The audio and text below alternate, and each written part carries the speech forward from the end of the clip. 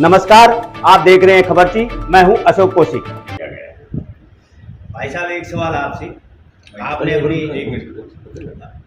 अपनी स्टेटमेंट में कहा था कि हम 1 महीने बाद इन भ्रष्टाचारी के खिलाफ कार्रवाई करेंगे। तो क्या पीछे इनके कार्यकाल की भ्रष्टाचार की आपके पास कोई शिकायत आई है जिसके ऊपर आप कार्रवाई करेंगे?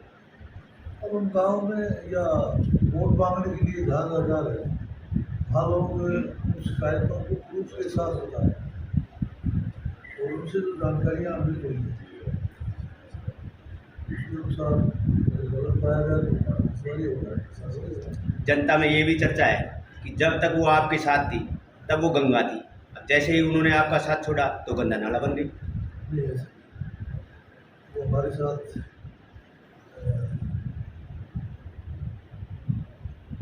साफ मन से नहीं थे।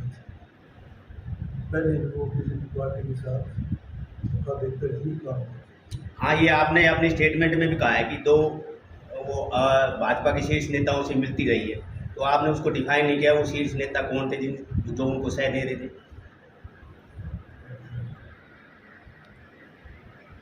पता नहीं मैंने क्या कहा था। सांसद जी, अग्निवीर की जो योजना निकाली है उसको लेकर देश भर में प्रदर्शन चल रहे हैं और सभी जगह तोड़फोड़ हो रही है या आगजनी की घटनाएं हो रही है, इसके ऊपर आपकी क्या राय है? क्या इसके विषय में मेरा इतना ही कहना है कि हमारे देश के नौजवान गुमराह ना हो। ये योजना देश के नौजवानों को एक अनुशासित और राष्ट्र प्रेम की अलग जगाने के लिए, उनमें भावना पैदा करने के लिए और संकट के समय एकदम हमें आर्मी की जो ज़रूरत पड़ती है उसको पूरा करने के लिए, जैसे 1962 की लड़ाई में हुआ था, चाइना की लड़ाई में हमारे पास पर्याप्त संख्या नहीं थी सैनिकों की, तो ऐसे सैनिक हमारे तैयार रहें, संकट की घड़ी में उनको किसी भी समय बुलाया जाए। लेकिन करियर उनका कोई भी रहे, वो 4.5 साल के बाद अपना स्वतंत्र करियर और भी चुन सकते हैं। उसके विषय में कोई बंधन नहीं है। उनको जो भी उनकी एप्टीट्यूड जो होता है स्टूडेंट का, उसी किस्म की आर्मी में ट्रेनिंग भी उसको उसी किस्म की दी जाएगी और साथ के साथ उसको एक लड़ने का हुनर भी सिखाया जाएगा और साथ के साथ उसकी सैलरी भी होगी और रिटायरमेंट के बाद उसके पास एक पर्याप्त इतनी धनराशि होगी कि वो अपना बढ़िया स्टडी भी कर सकता है, बढ़िया कोई बिजनेस भी सेटअप कर सकता है और उनको प्रायोरिटी मिलेगी। ऐसे जो होंगे हमारे जो युवक जो 4.5 साल सेना में अपना सेवा देखेंगे, उनको हर भर्ती में भी कहीं प्राइवेटली अपना कोई बिजनेस सेट करने में भी उनको प्रायोरिटी दी जाएगी। तो एक युवकों के लिए बहुत ही सुंदर योजना है और केवल भारत में नहीं, इजराइल जैसे देशों में पहले से ही चल रही है और आप देखते हैं कि छोटा सा इजराइल है, एकदम पूरा मुल्क खड़ा हो जाता है और वो किसी के काबू नहीं आता। तो ये जो जज्बा है, जैसे जापान में है, इजराइल में है, हमारे युवकों में भी कम नहीं है। लेकिन जो थोड़ा सा जो आ रही है प्रवृत्ति थोड़ी सी गलत, जैसे हम देख रहे हैं कि बिहार में एकदम ट्रेन में आग लगा दी, बसों में आग लगा दी, तोड़फोड़ कर दी। ये जो अंदर का जो एक ऐसा जज्बा आता है कि आदमी भ्रमित हो जाता है हमारा युवक। वो 4.5 साल जब सेना में एक अनुशासन का जीवन जिएगा और उसमें राष्ट्रभक्ति की प्रेरणा जगेगी तो वो कहीं विचलित नहीं होगा, रास्ता भटकेगा नहीं और धीरे धीरे समय के साथ साथ देश में एक संस्कारित युवाओं की फौज खड़ी हो जाएगी। ये इसी के लिए ये सारा प्रयास है ताकि हमें तत्परता से जब भी हमें मदद चाहिए वो मदद भी मिल जाए और युवक अपने भविष्य के प्रति निश्चिंत रहें, उनको कोई चिंता ना रहे, उनके पास पर्याप्त धनराशि भी हो और ट्रेनिंग भी हो, देश का जज्बा भी हो, अनुशासन भी हो। तो ये पूरे देश को इसको तो परम के रूप में मनाना चाहिए। बहुत ही अग्निपथ के अग्निवीर जो बनेंगे, अग्निपथ पर चलना ही तो जीवन का सौंदर्य है और अग्निवीर की तरह चलना वो सबसे बड़ा सौंदर्य है। तो ये प्रधानमंत्री जी का ड्रीम प्रोजेक्ट है। इसके बहुत विचार विमर्श करने के बाद, विभिन्न देशों से इसके परिणाम देखने के बाद ही ये क्रियान्वयन में आया है। हमें मेरा आज यही संदेश है इसमें कि हमारे नौजवानों को भ्रमित ना होके इस योजना का सम्मान करें, इसके परिणाम देखें। कोई देश का प्रधानमंत्री नरेंद्र मोदी जी से जैसा प्रधानमंत्री और जिनका जीवन ही राष्ट्र के लिए है, तो वो कोई ऐसा गलत डिसीजन लें, ऐसा संभव नहीं हो सकता। सर, संस्कार की बात करते हैं आप, तो संस्कारों में क्यों नहीं पूरे हिंदुस्तान के हर नागरिक के लिए कंपलसरी कर दिया जाए 3 साल या 4 साल? नई शिक्षा नीति में इसका प्रावधान किया गया है। जो 2020 में नई शिक्षा नीति आई है, इसमें हमारे वेदों का भी अध्ययन चालू किया गया है, गीता का भी अध्ययन गुजरात में चालू हो चुका है, सिलेबस में आ चुकी है गीता। और पूरी वर्ल्ड ने मान लिया है कि भारत का जो दर्शन है, वेदों का जो दर्शन है, जो गीता का जो दर्शन है, वही विश्व को शांति के पथ के ऊपर चला सकता है। तो ये नई शिक्षा में सारे प्रावधान आ गए हैं। लंबे समय से हम पाश्चात्य सभ्यता शिक्षा के शिकार रहे, जिसके कारण ये हिंसक प्रवृत्तियाँ हमारे नौजवानों के अंदर, हमारे देश के अंदर पनपने लगी।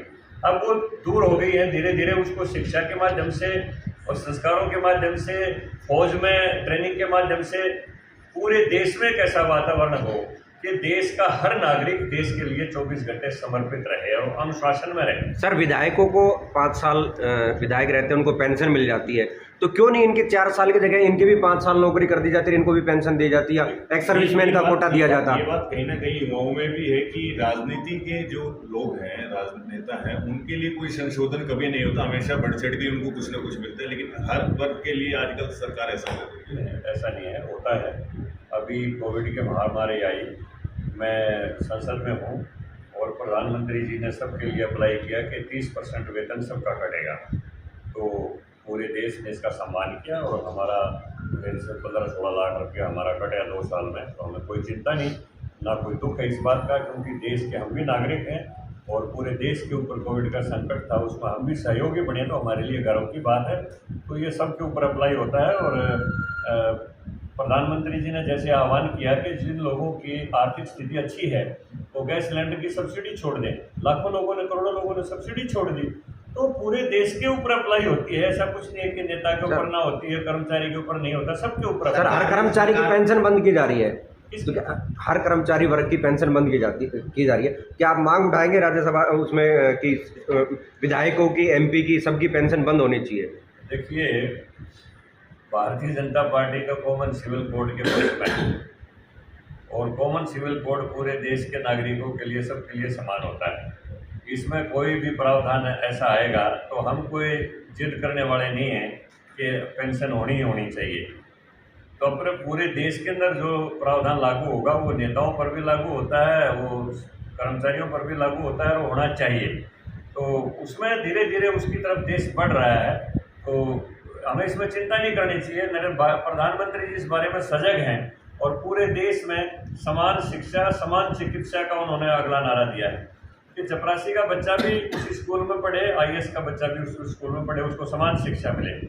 हॉस्पिटल में, बड़े से बड़े हॉस्पिटल में गरीब आदमी को भी वहीं पर चिकित्सा मिले और बड़े साहूकार आदमी को भी वहीं चिकित्सा मिले। इस और भी देश बढ़ रहा है। तो इसके लिए प्रावधान, अब लंबे समय से जो बिगड़ी व्यवस्था थी उसको पटरी पर लाने के लिए बहुत कुछ करना पड़ेगा। और मेरी समझ में जब भी कोई नया परिवर्तन आता है तो ज़रूर कोई न कोई बाधाएं भी आती हैं, लेकिन धीरे धीरे लोगों की समझ में आ जाएंगी, वो समझेंगे कि प्रधानमंत्री जी का जो विज़न है वो एक पूरे स्वस्थ भारत, स्वच्छ भारत, सशक्त भारत बनाने के लिए है, जिसमें समरस समाज। जांगड़ा जी, आप इस योजना को उचित ठहरा रहे हैं और देश हित में बता रहे हैं, कहीं ये योजना किसान बिल के तरह ही वापस ना ले ली जाए? देखिए, हाइपोथेटिकल क्वेश्चन है, ये तो समय बताएगा।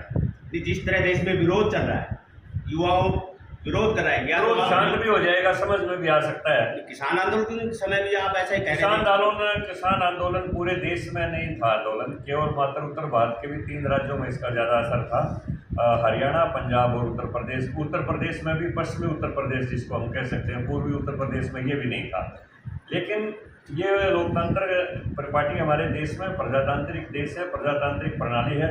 हमको चाइना की तरह ये नहीं कि भाई थियानामेन चौक के ऊपर स्टूडेंट्स को बुनवा दिया, रोड रोलर फिरवा दिए। हमारे देश की ये व्यवस्था नहीं है, ना हमारे संस्कार हैं। इसलिए अगर पब्लिक में कोई भ्रम है तो एक बार कदम पीछे हटाने में भी कोई इसमें बुराई नहीं होती है। अब समझ में आ गया किसानों को, इसी बार समझ में आ गया है कि प्रधानमंत्री ने कहा था कि हम आपको ओपन मार्केट देंगे, ओपन मार्केट में आपको ज़्यादा लाभ मिलेगा। और आप देख रहे हैं कि सरसों का किसान को कितना लाभ मिला है ओपन मार्केट में। मेरी समझ में MSP से दुगने रेट के ऊपर सरसों बिकी है, दुगने रेट के ऊपर कपास बिकी है। तो ये बाद में समझ आ जाती है तो किसान अपने आप ही मांग कर देगा कि भाई प्रधानमंत्री का जो विज़न था वो ठीक था, और वो सहमति बन जाएगी, तब फिर दोबारा लागू हो जाएगा। देश में पेट्रोल और डीजल का एक नया संकट आ रहा है। डिपो ने तो डीजल